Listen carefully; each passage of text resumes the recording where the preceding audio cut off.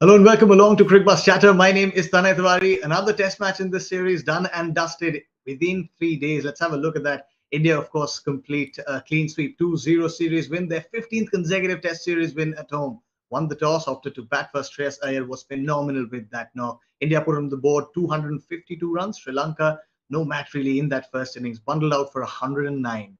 Jasprit Bumrah picking up his first fifer at home. Then India come back in the second innings, put up an improved batting performance. Shreyas Iyer the highlight there again. Then Sri Lanka was set a mountain to chase, one that they could never surmount. Although there was that lone spark, that brilliant century from Dimuth Karunaratne, 107. India winning the game by 238 runs. Day three is usually termed as this moving day. In this series, teams have moved out of their hotels by the time day three has ended. There's someone else here who's in his hotel right now. Harsha Bhogle joins us for all about this series. Harsha, welcome along on Cricbuzz Chatter. You seem to be in the hotel. Crowds back in the stadiums. You back in the middle of traffic. How did Bengaluru treat you? Crowds back in the stadiums, traffic back on the roads, me still in my bubble. My whole life is what the business people call a B2B activity. They call it business to business. I call it bubble to bubble activity. But yeah, but I'll tell you what, Bangalore embraced the pink ball test. They came in very large numbers. They supported the test match. It helped, of course, that it was a weekend. It helped that they wanted to celebrate Virat Kohli. So all those factors worked in. There were marketing factors, whatever. But they supported the pink ball test. So now all you need is better competition. But I think with every passing test match, people are saying we like this pink ball test match. Correct, absolutely. And the crowds that were built in, they're like the heartbeat of this game. We've missed them. There was a full house, almost a full house on day one. It was great to see. But you talked about contest. Now, you can't really turn your face away from that, Harsha. Throughout this series, there's been the lack of that contest from Sri Lanka. It did come in the form of that knock from Dimuth Karunaratne. We heard you talk about that on commentary as well, how he's been one of the standout openers in an era where openers aren't doing really well. How impressed were you with this knock? As impressed as I was with Karunaratne's temperament, as by the sheer ability of Kushal Mendes. Absolutely. And I've been shouting from the rooftops about what a good player he is, but there's just no consistency. And I think that's one of the issues with Sri Lankan cricket. Whether you look at Oshada Fernando, Avishka Fernando, Pathum Nisanka, you look at all these people, they're coming through, but they're not showing the kind of consistency that is needed to play at this level. But Karunaratne was fantastic. I mean, he just seemed so settled. He seemed so calm. He seemed the typical test match opening batsman, willing to take the pressure in. And I thought that was the innings of the series from Sri Lanka's point of view. I mean, not that there were too many, but I think him and Matthews have now really got to embrace the future. For Sri Lanka, you saw Matthews in the first innings, Karunaratne in the second, to allow the younger players to play around them. But Karunaratne was fantastic. Absolutely. He did set an example there with that kind of knock. In these tough conditions, I'm sure Sri Lanka will take home some positives from that knock. But how good, and we've heard from all of you on comms, we were with Parthiv Patel on Cricbuzz Chatter earlier as well. He was very impressed with the decisive footwork. How good were they in adapting these conditions, both Dimuth Karunaratne and Kusal Mendes? Yeah, but for a while. Played very well, but for a while. I mean, you look, they put on 97 runs. They didn't put on 170, 180, 200 runs. They put on 97. In the context of the game, that was a very good partnership. But in the context of what followed, it simply wasn't good enough because there isn't enough quality strewn over. Dhananjay De Silva's had a good time, but he's inconsistent too. I don't think Charit Asalanka is enjoying Test match cricket very much. Such a wonderful, bright prospect in T20. Don't think he's enjoying the Test match cricket very much. And then the tail starts with Embuldenia. I'm having to change my opinion a little bit on Niroshan Dikwella. I've always rated him, but he has extraordinary ability to be self-destructive, and that doesn't help over a long-term career. I think there's a good cricketer lying in him. So Sri Lanka have a lot of issues to solve. I thought Lakmal is a good bowler, not in these conditions maybe, but he's gone away too. But I think this series was about a lot of Indian players getting the opportunity and saying, yes, here I am. And don't undervalue those performances because they came against a relatively weak side. I thought the ball was turning. Those were relatively difficult batting conditions. And I thought Shreyas Iyer played the spin beautifully. Absolutely. I think Dinesh Karthik talked about it on Chatter as well. Even in domestic cricket, don't allow the batsman to settle. And then the second innings, he was a lot more comfortable, as he said at the presentation. But Shreyas has so far done everything that's been asked of him, whether in T20 cricket or in Test match cricket now. Absolutely. He's like one of those topper students, right? You throw any exam at them and they just come out acing it. And he's been in that kind of form, really. We've kind of assembled a list for India's positives from this series, Arsha. Let's see how many do you agree with? I mean, I'm sure you'll agree with most of them. But do you have anything to add? Because this has been that kind of a series. You see, Shreyas Iyer was also the ICC Men's Player of the Month for February. Then there's Rishabh Pant, Jasprit Bumrah's first fifer, Jadeja's emphatic return, and then Rohit's winning run, of course. When you play in India, the balance becomes so good. The only name you'd Correct. want to add to that list, if at all, is that Ashwin made a 60 in the first Test match and Absolutely. picked up Yeah. again 12 wickets or something in the series. And the list of people he went Absolutely. past Richard Hadley, Rangana Herath, Kapil Dev, Dale Steyn. And Correct. I find it incredible to believe that people are still saying, but this and but that and but that, yeah, but abhi chhodne ka time aa gaya. Just Correct. acknowledge. But that list is very valid. And right on top of that list, I would put on par with Shreyas Iyer, or even a little notch higher, I would put Rishabh Pant, because he is doing things that are causing you to sit on the edge of your seat, but he's just carrying them off. I mean, he's not just scoring 20s, 30s. He got a 30 here, Correct. but he got a 96 in Mohali. Correct. Changed the course of the match twice. He's coming in at number 5, taking on the left arm spinners. And what I found even more interesting was, as soon as he came on, the fielding side seemed to change its game plan, which means they are Okay. now starting to get affected by the presence of someone like a Rishabh Pant. He's starting to have this aura of someone who can change games. So that is what I enjoyed, but nothing gave me more joy than to see Rishabh Pant keep wickets. Absolutely. It's incredible where he has gone from where he was. Absolutely. And he did speak about that at the presentation as well. He said that I used to overthink sometimes. Now I take it one ball at a time. But has that changed? Has the mindset also changed in Rishabh Pant? You've, of course, covered a lot of cricket where he was playing on the ground. Have you seen that change in him as well? We worried all along that Rishabh Pant would be a batsman who'd stop the ball. Correct. And that is why I used to be so vocal about Riddhiman Saha playing Test cricket, because you drop a couple of catches, you leave something, and suddenly the partnership could put on 100 runs. You don't, how do you value that? And that is why I thought in a Test match, you always pick your number one keeper. But what he has done, and that is the whole story behind the Saha episode, and telling Riddhiman Saha, I think it's time to move on, not just because Rishabh Pant the batsman, but Rishabh Pant the Correct. keeper. Now look what we do when we measure keepers. Correct. You measure keeper by catches and stumpings, but if you're in England against a fast bowling attack, you're taking a lot of catches behind. So, Correct. or we measure them by batting, which is a slightly flawed measurement, but increasingly in the modern game, a necessary measurement. Correct. But I mean, his keeping, if you had told me 2 years ago that he's going to be Yeah. keeping like this, I'd have said, not so sure. But his keeping has gone to another level. And I think that he's added so much to the side. If you ask an Ashwin or you ask a Jadeja, they'll feel a lot more secure now. Correct. Absolutely. Because yeah, that's the kind of balance, of course, that he lends to the team, and just the flair, the X factor. Every time he comes out to bat, you said that the fielding team kind of changes their approach, and even as viewers from home, we kind of change our approach. We're on the edge of our seats, as you said, because we want to watch Rishabh Pant bat. It's that new brand of Test cricket. He scored what 230 plus scores in this Test match, both at a strike rate of 150 plus. Never before in the history of Test cricket has that happened. So that also And the shows you. fastest 50. The Yeah, fastest 50 correct. by Yeah, an 20 Indian balls. batsman. Yeah. Yeah. So he brings that brand of cricket, and every time he's batting, they cut to those kids in the stands and they're overjoyed, and that just fills you with hope of perhaps another generation coming to watch Test cricket in India because of Rishabh Pant. But you said Jadeja is getting more comfortable. Why not? I mean, look at the kind of form he's in. He's coming back from injury. Doesn't seem like he needed any match practice, Harsha. First Test match, 175 not out, 9 wickets. Every time they throw the ball to him, he's doing something with the bat. He's there with the field. He's there. An absolute package. And then he comes back here. Now, remember, Sri Lanka had a very small first innings.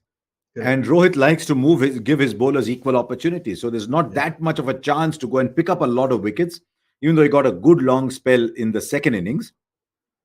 And I thought he got a couple of, he got reasonable scores, a couple of 15s, 20s over there on a difficult surface. Yeah. I mean, can you give someone a player of the series for a ridiculous out of the world performance in one Test match? And this was a huge debate that went on. Okay. Who gets the player of the series?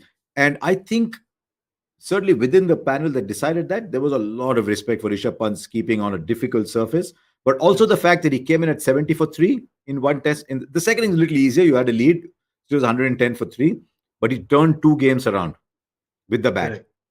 And I think that is what works in his favor. The fact that he creates an aura, and that his keeping has gone to another level. Absolutely. There's that brand of test cricket that Rishabh Pant plays that is so exciting to watch. But on Ravindra Jadeja again, that stock, I mean, that stock has soared in the last 2.5 years, like anything across all formats. Every time you're looking at Ravindra Jadeja, earlier there was perhaps a skepticism around his batting. Now everything is gone. He just seems like a complete package. It's a story I've told before, but it goes back. Yeah. We were at an airport in 2010, I think. One of those, it might have been a Champions League game. We're coming back from abroad. Okay. And he was sitting there, and I always like to ask all-rounders, what do you see yourself as? Yeah. And I saw him there, and he said, but I'm a batsman. Okay. And as the bowling grew, but he said, I'm a batsman. Yeah. And I think now he's realized that I can start thinking like a batsman again. That is why in all his interviews, he talked about a change in mindset.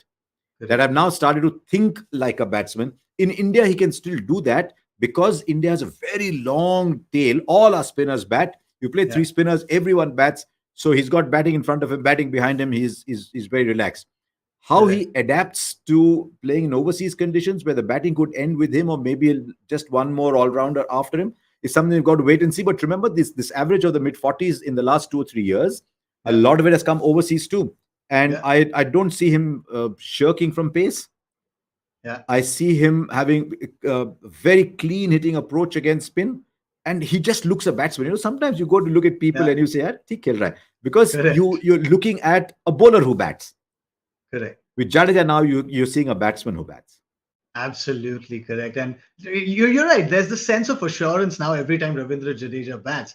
But there's also a sense of assurance in Indian fans. Now that Rohit Sharma is leading, everything that he's touching is turning to gold, Harsha. Unbeaten run as captain. How impressed were you with his captaincy in this test series?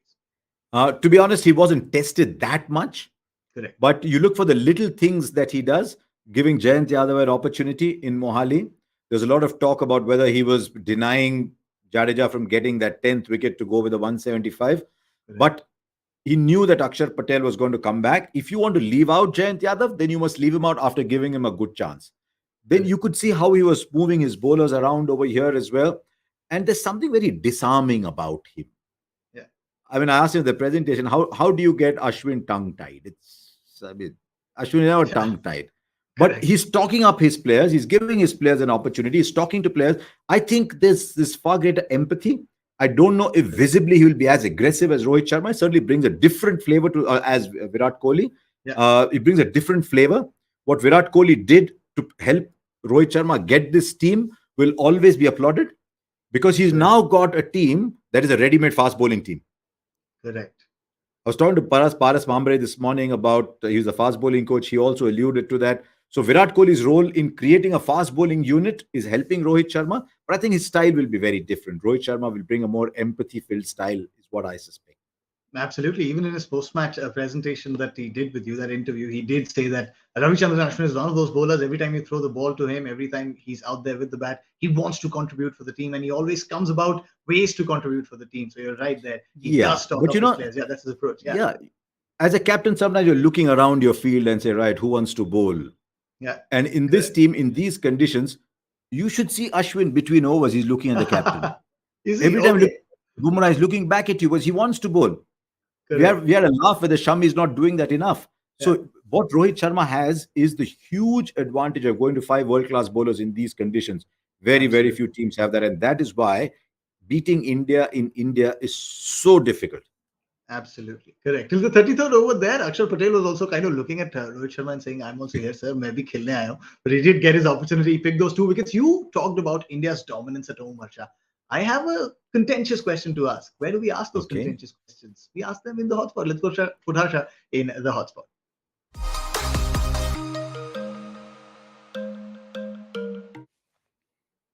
Harsha, there are streaks. I mean, we've all heard of these streaks in Test cricket, but 15 home series wins without dropping a single Test series since 2013. Look at that streak. Australia have been there twice, 10 series wins, but 15 Test series wins. Is it correct to say this is the greatest era of Indian Test team, at least at home? And you're not hiding behind, Yeah, uh, relatively, without disrespecting other sides, you're not hiding behind weaker sides.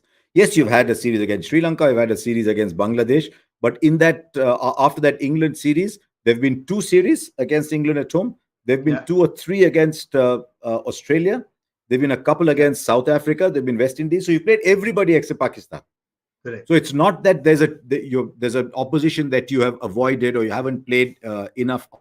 This is an extraordinary streak, and if you delve deeper into those numbers and you yeah, see the margins of victory, and you will correct, find there's, I think, 11 or 12 innings wins. There's some more over 100 runs, 11, 12 more with over 100 runs. It's almost as if this is now what Steve Waugh called the last frontier, the final frontier, to yeah, come and win against India in India. And I think you need to compare it where we stand with other countries. yeah, South Africa has been a bit of a bogey for India, but England have gone to South Africa and won. Sri Lanka have yeah, gone to South Africa and won. You go to Australia, India have gone to Australia and won twice. You go to England, England have lost series at home. So you yeah, find that, and Pakistan are only just starting to have cricket at home. So hopefully they will have more cricket at home for us to be able to get an opinion. Sri Lanka have correct, lost series at home. So India is the only country that is really standing up and saying, you cannot win against us in India. And I think that that's a fantastic record. I only hope that more people start to say, yes, wow, that's a great record, rather than say, you know what, we're great at home, not that great overseas, because we won a lot of matches overseas. But that is not the topic of discussion here. At home, this side is setting new highs. absolutely. And you're right about those margin of victories. Those kind of send a statement saying that this isn't just a force, this is a dominant force. It's built a fortress for all these years in home conditions at the back of some Yeah. really impactful I'll tell you one performances. other Yeah, thing. It's yeah, fashionable to say that you're winning on bad pitches. correct. Now, this was a pitch on which 300 were made. Absolutely, correct. This was a pitch on which the visiting captain got a very classy 100. So while Absolutely, this was a pitch where batting was very difficult, it started to ease up and slow up a little bit as it went along. But India batted fairly comfortably in the second innings. Balls turned. I'm not saying it was a great pitch, but Mohali was not a correct. bad pitch. Mohali was a pitch where once he made 500 and 550 plus runs.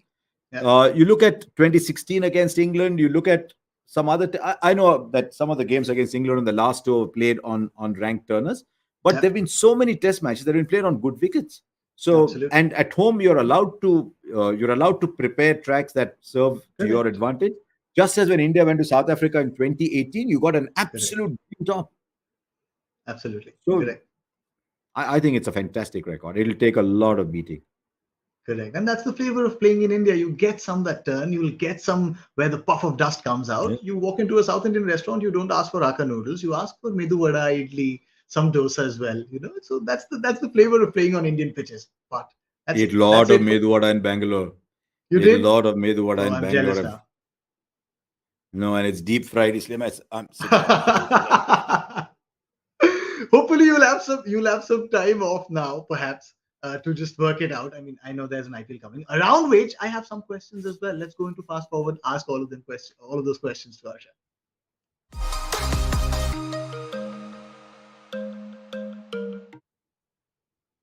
So it is here then, Harsha. I mean, you do go out of your B for a while before getting into another B for the IPL. So your B2B kind of gets a break in between, but the IPL is here. Now, okay, let me ask you.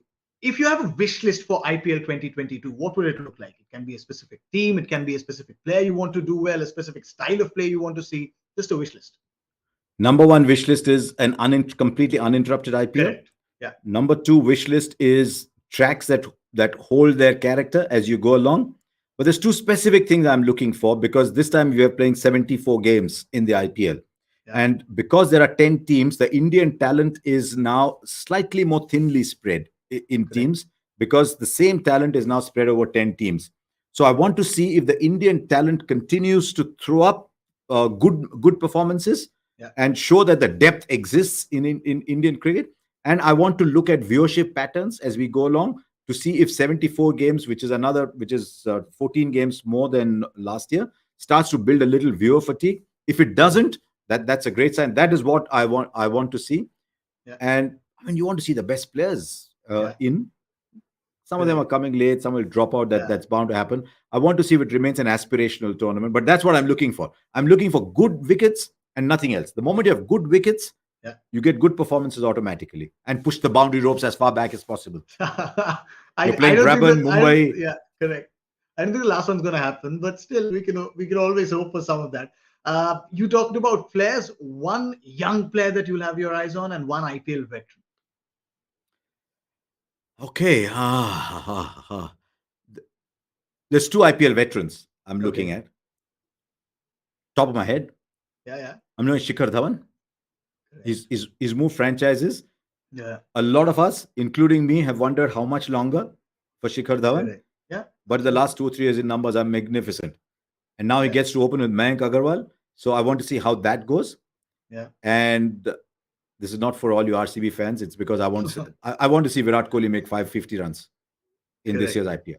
It's the same number of games, 14 games. I want to see him make between 550 and 600 runs in this year's tournament. There's a lot of very good young talent coming. It's good to see talent from Sri Lanka coming in, talent from Afghanistan coming in, just the odd player from Bangladesh, maybe a few more as you come by. But there's some exciting young players. Aiden Markram of South Africa, Liam Livingston of England. You're looking at players like those. And I'd like to see a breakout Indian player. I'd like to see a breakout Indian player that I don't know. Absolutely. Like we saw Devdutt Padikkal, like we saw Ruturaj Gaikwad. These are names that we knew, but we didn't think whether they would perform at this level. Maybe Ravi Bishnoi will be that player. Yeah. So I'm looking for a breakout Indian player whom we know he's been around, but who's standing up and saying, you know what, this big stage, come look at me. Like Ruturaj Gaikwad did, to some extent Arshdeep Singh did, and Devdutt Padikkal did. Correct, absolutely. The Lucknow fan in me really wants Ravi Bishnoi to be that star that you've just mentioned, because he's one of those steals at 4 crore rupees. It'll be very interesting to see how that franchise operates. But there's also one more name that just comes to my head: Shivam Dube. Talked a lot about, and it's a rare breed, fast bowling all-rounders under MS Dhoni. That'll be an interesting thing to see as well. And because there is no Deepak Chahar, correct. And I don't know for how long. Always one man's problem is another man's opportunity. Absolutely. Shivam Dube is by no means a Deepak Chahar with the ball. But if he can put his hand up and tell MS Dhoni, I will give you 2 overs in every single game, it just gives Dhoni so much more flexibility, because at the moment, I see Dhoni having to use Bravo, Jordan and Milne, all of them, because he doesn't have Deepak Chahar available to him. So if Shivam Dube can do that, and if he can play 4-5 powerful innings at number 6, because he's also got to be aware that in the absence of Hardik Pandya, he had a spot which has now gone to Venkatesh Iyer. So maybe Shivam Dube. I don't think we've seen the best of him yet. Correct, absolutely. That remains to be seen. But this marks the end of India's home season, this test series. Of course, I think India plays 7 more test matches in this World Test Championship cycle. Only 1 overseas though, Harsha. There's some pending business with England. India, of course, leading that series. That test match will be played at Edgbaston, but the world would have changed by the time India gets to Edgbaston for that final test match. It was because there was Virat Kohli, the captain. Now Rohit Sharma is the captain. Rohit Sharma wins this. There is a legacy that can begin from there. Virat Kohli, of course, was the captain when India gained that lead. It'll be interesting to see how that test match pans out. And to see what England do with Anderson and Broad. Because it's very easy to let go of people thinking there's others to come in, but you become Anderson and Broad because you've been around that long, you've got that kind of performance behind you. That's how you create the aura. So I'd like to see where they're coming from. I'd like to see India win that one. India 2-1 ahead in that series, don't forget.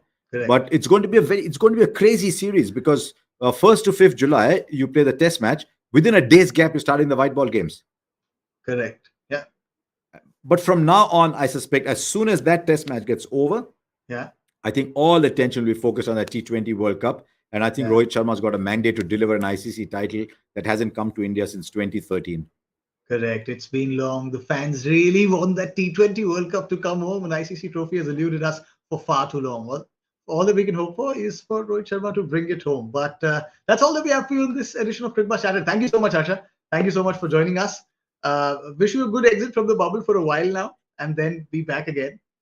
And hope back in some more Mendu Vadas. They're nice. It's okay. You can work them out again. Abhi to bubble se bahar aa jayenge वैसे भी. I love these young people talking like young people. You can work them out again. Okay, fine. I'll have some medu vadas tomorrow. I'll send you a picture. They won't be Bangalore medu vadas, but we get some really good ones here in Lucknow. Enough food talk. It's Lucknow time. Yeah. Medu vada Oh, बरखुरदार आपको अभी बरखुरदार बहुत कुछ discover करना है लखनऊ में। टुंडे वाले कबाब में जाके आप मेदू वड़ा मंगाओगे? आपके मेरे जैसे आप वेजिटेरियन सरवना भवन में जाके कभी चिकन टिक्का मंगाया आपने? आपके और मेरे जैसे वेजिटेरियंस के लिए भी है जगह। मैं कह रहा हूँ आप आए थे लखनऊ, आप तब भी बबल में थे, वरना आपको ले जाते खिलाते। What to do? What to do? Correct. या आप अगली बार बबल से बाहर होकर आइए, आपको जरूर खाना खिलाएंगे। But that's all that we have for Cricbuzz Chatter. Thank you so much Harsha for joining us. Thank you so much to all of you for joining us. We'll meet again.